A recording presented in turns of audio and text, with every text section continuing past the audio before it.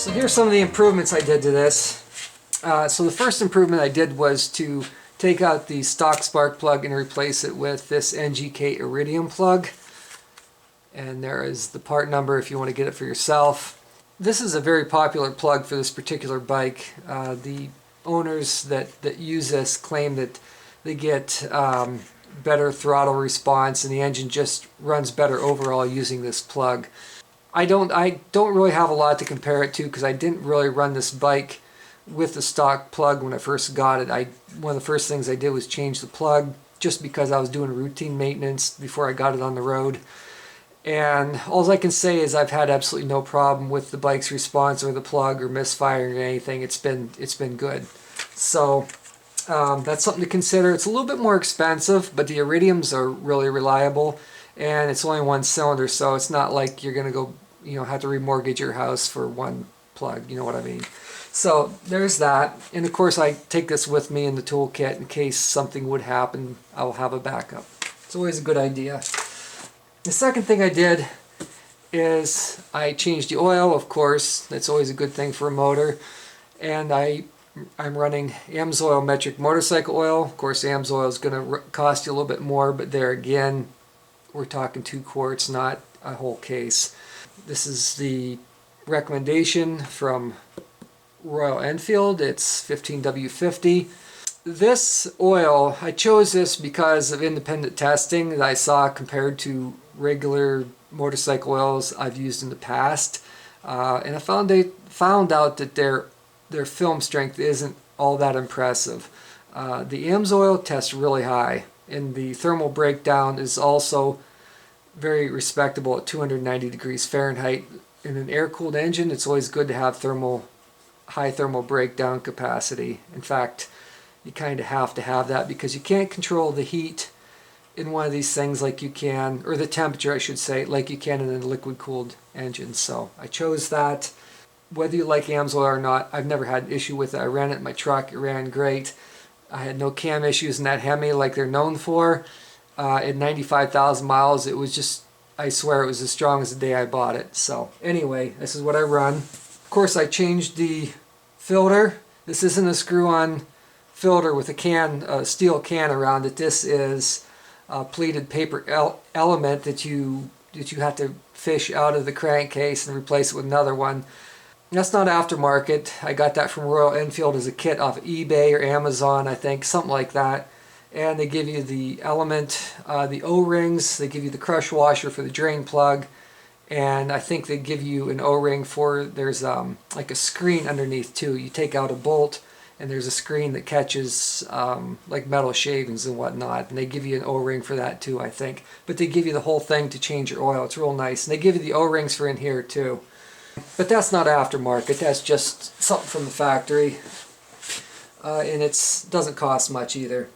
So the third thing I did, and this got to be a little bit convoluted, more than I wanted, but it's really not bad. I'd say I probably had about an hour into changing this over. And what I'm talking about is changing from a stock air filter to a K&N air filter. And I'll tell you the reason I did that. Royal Enfield has a, how should I put it, a somewhat unique air intake setup. Right here is the air box. Most of the time when you have a filter like this, like on a compressor or small engine, typically they draw from the outer diameter.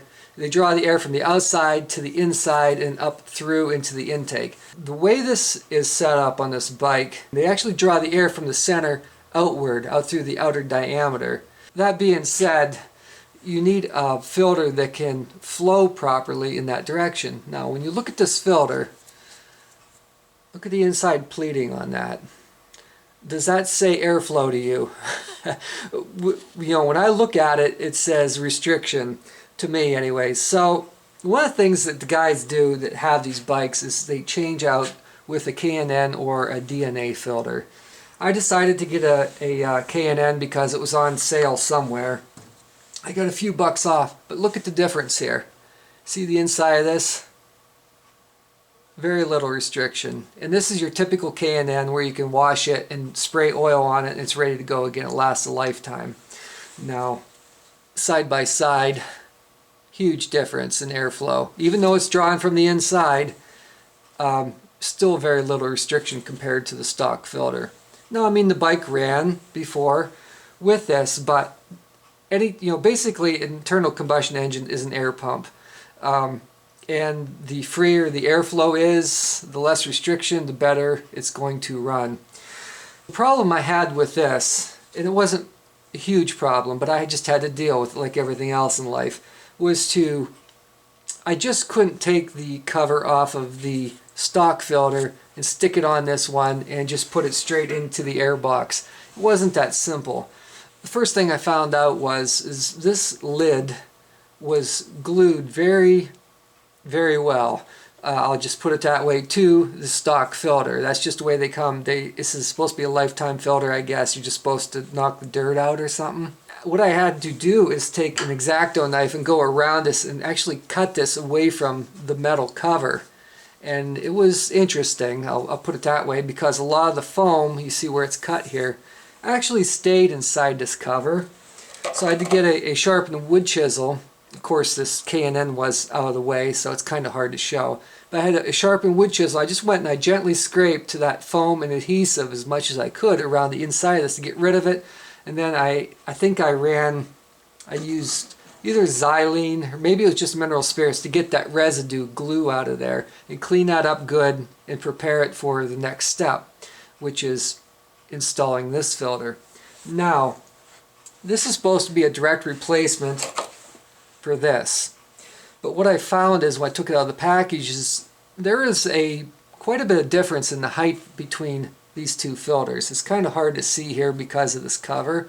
But what I found is this was probably about, I don't know, 3/8 of an inch longer, maybe, because of these lips. These have sealing lips on each side. Of course, you need that to keep air from leaking past the filter. So what I had to do is, since this thing actually had a sealing lip on each side, I had to cut the sealing lip off of this end before I could install it in this cover. And you have to be careful with this. You can't have a longer filter because it needs to match this inner cover. The height has to be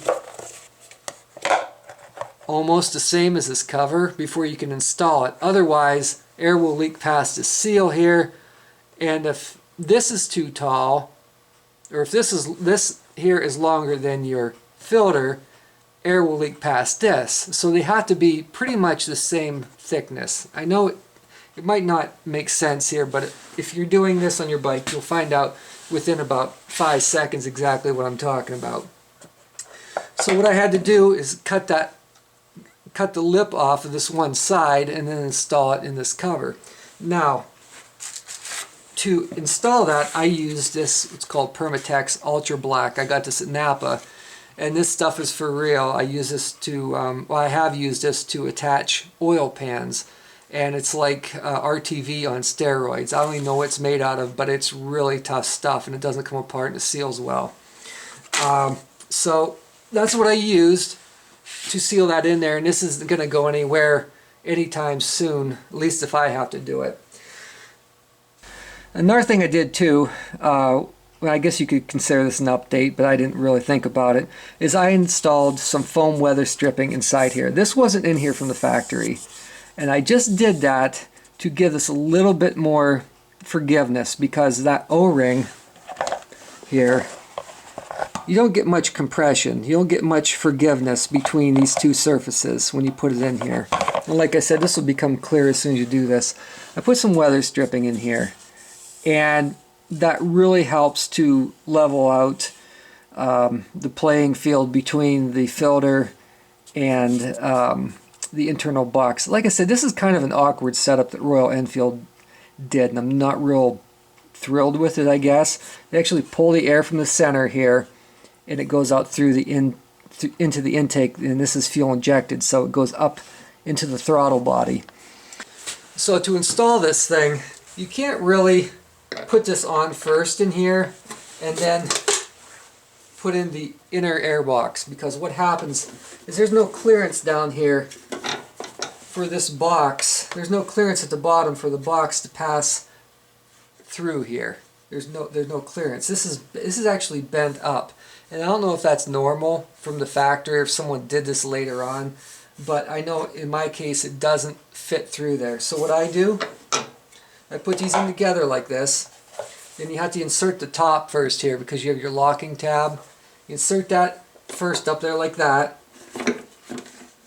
Then you line up the holes. It's really not that difficult at all. The holes pretty much line up instantly.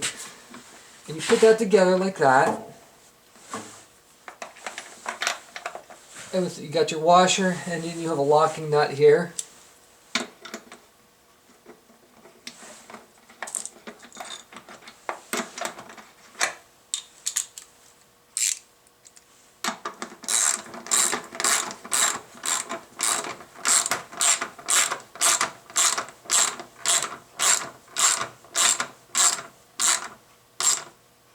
You just snug it down a little bit there. You don't want to over tighten it or anything. These single cylinders do vibrate quite a bit, but I've never had an issue with anything, coming apart. So that's how you do that. So that part is very simple. Just changing this filter to fit that lid or cover. That's the most difficult part, but I'd say I probably have an hour into doing the whole thing. It's really no big deal.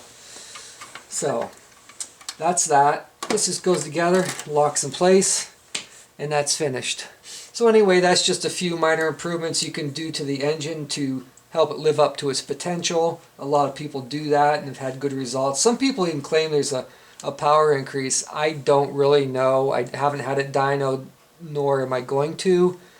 And I really can't compare it to before I got it because I did these things right after I bought it. All I do know is this bike has a lot of low and mid-range power, and it has no problem pulling me up any hill around here. It's not a fast bike, they're not meant to be, but it has a lot of power and it's a lively bike and it runs very well. So hopefully it stays that way for some time.